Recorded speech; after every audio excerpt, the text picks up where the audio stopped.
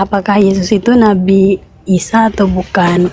Kalau hanya dengan mengakui dosa-dosa kita, kita masuk surga. Lalu kenapa Yesus harus mengorbankan dirinya untuk disalib? Kalau Yesus itu bukan Nabi Isa, lalu kenapa Yesus itu disebut Isa Al-Masih?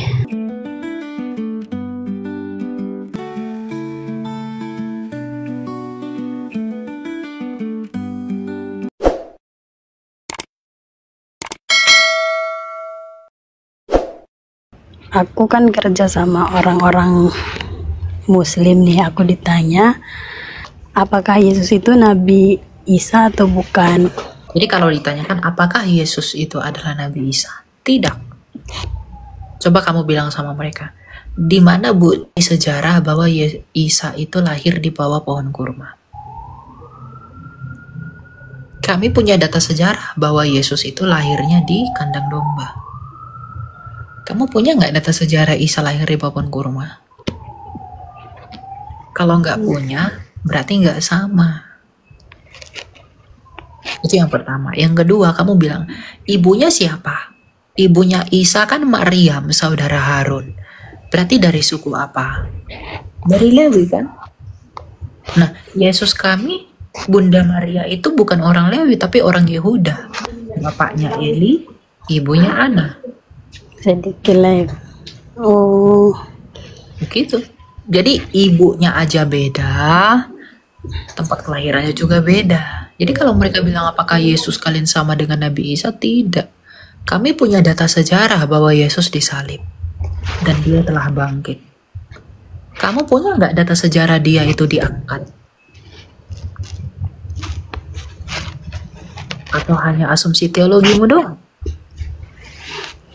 Isa tidak tersalib. Nggak ada gunanya Isa itu.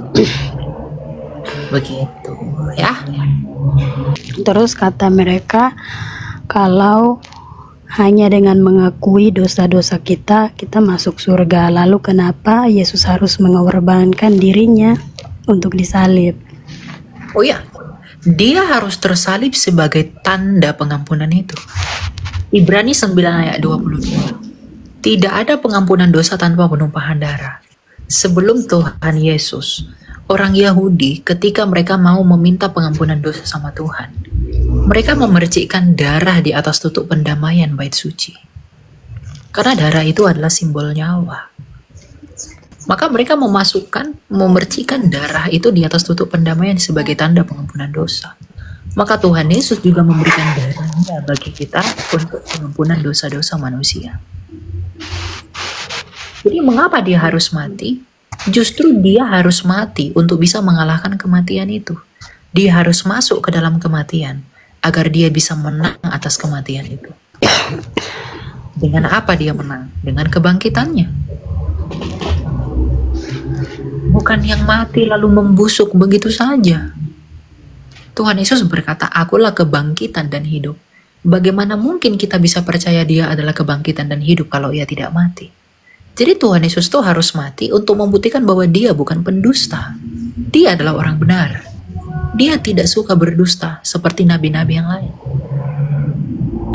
Dia mengatakan akulah kebangkitan dan hidup, maka dia membuktikan bahwa dia adalah kebangkitan melalui kematiannya. Maka ketika dia bangkit, dia menang dan dia membuktikan bahwa akulah pemilik hidup. Ya. Jadi dia memang harus mati untuk bisa mengalahkan kematian itu. Dan dia harus menumpahkan darahnya sebagai tanda pengampunan dosa buat umat manusia.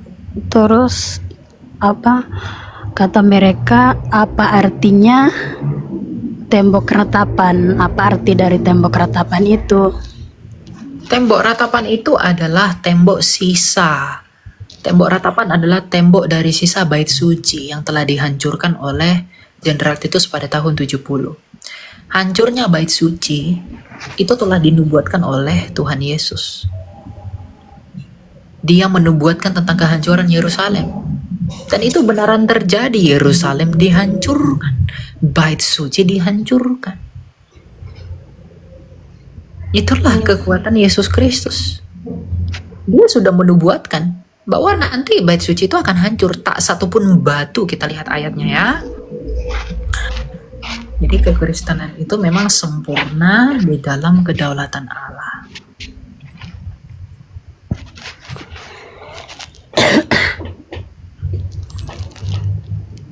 Oh iya ya. Kita lihat dalam Lukas 21 ayat 6.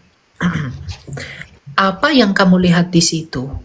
Akan datang harinya di mana tidak ada satu batu pun akan dibiarkan terletak di atas batu yang lain. Semuanya akan diruntuhkan. Tuhan Yesus mengatakan bahwa bait suci itu nanti akan dihancurkan.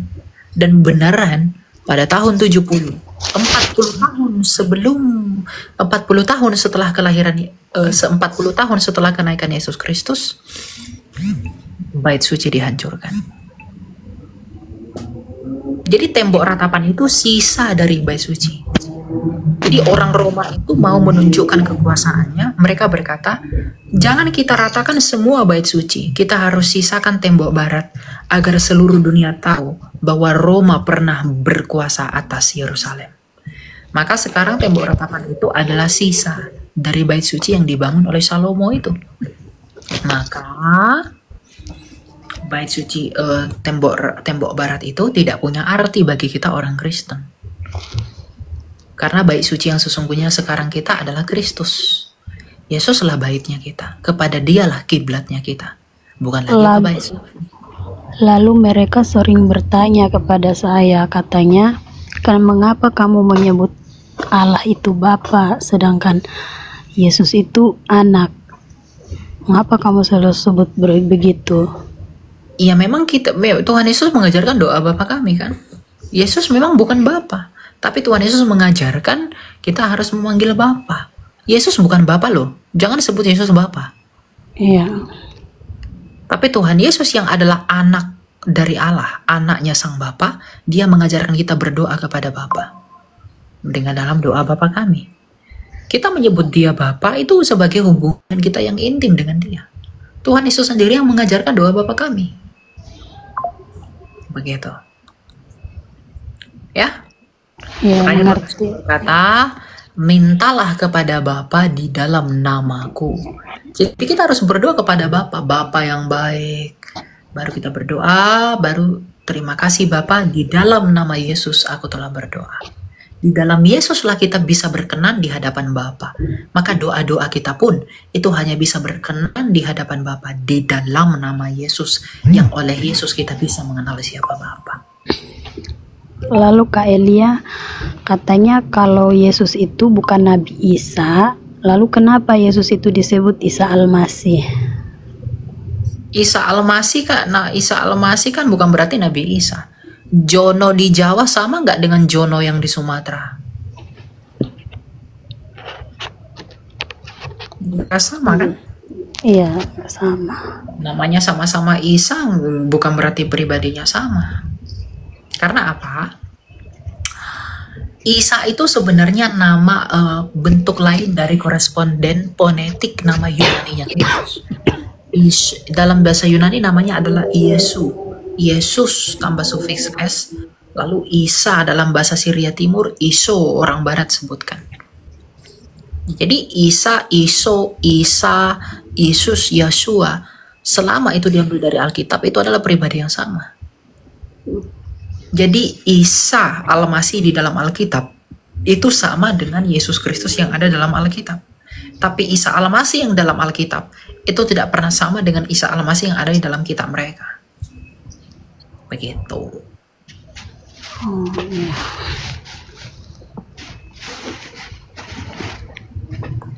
Itu ya. Iya Kak Elia, sudah mengerti. Soalnya saya tinggalnya sama orang-orang Arab, turunan-turunan Nabi Muhammad. Jadi mereka selalu bertanya tentang agamaku. Jadi kamu terus tetap doakan dan juga injilin mereka ya. Iya, makasih Kak Elia. Oke, semangat selalu ya.